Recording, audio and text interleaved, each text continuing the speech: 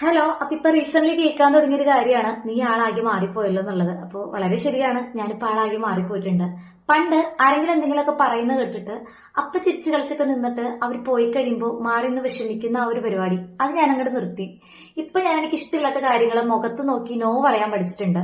അതുകൂടാണ്ട് വഴിയെ പോകുന്ന എല്ലാ വള്ളികളും പിടിച്ചിട്ട് അതിൽ നമ്മൾ ആരേക്കോ ബോധിപ്പിക്കാൻ വേണ്ടിയിട്ട് ഇഷ്ടമുള്ളതും ഇഷ്ടമില്ലാത്തതും എല്ലാ കാര്യങ്ങളും ചെയ്യാറുണ്ടായിരുന്നു. അപ്പൊ ആ ഒരു കാര്യവും ഞാൻ അങ്ങോട്ട് അവസാനിപ്പിച്ചു.